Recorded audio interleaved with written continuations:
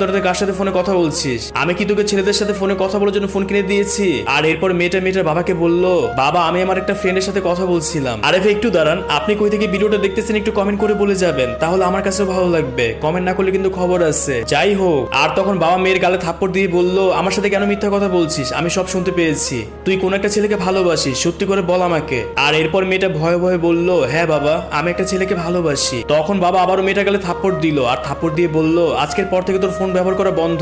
আর তখন চিল্লাচিল্লির শব্দ শুনে মেয়েটার মা রুমে চলে আসলো, আর মেয়েটার মা মেয়েটার বাবাকে বলছে, দেখো এত রাতে চিল্লাচিল্লি করো না, তাহলে আশেপাশে মানুষ শুনতে পাবে, আমাদের মেয়ের মান সম্মান চলে যাবে। এরপর তখন তারা মেয়েটার রুম থেকে চলে গেল। মেয়েটা তখন সারাটা রাত হাওমা করে কান্না করছিল, আর ভাবছিল এখন আমি কি করব, আমি তোকে ছাড়া বাঁচতে পারবো না। আর এইভাবে যখন 7 থেকে 10 দিনের মতো পার হয়ে গেল, মেয়েটা কোনোভাবে তার বয়ফ্রেন্ডের সাথে কথা বলতে পারছিল না। মেয়েটা শুধুমাত্র একটা সুযোগ খুঁজতো কিভাবে তার বয়ফ্রেন্ডের সাথে কথা বলতে পারবে। একদিন দুপুরবেলা মেয়েটার বাবা ঘুমাচ্ছিল, আর মেয়েটার মা বাইরে কাজ করতেছিল, আর মেয়েটা তখন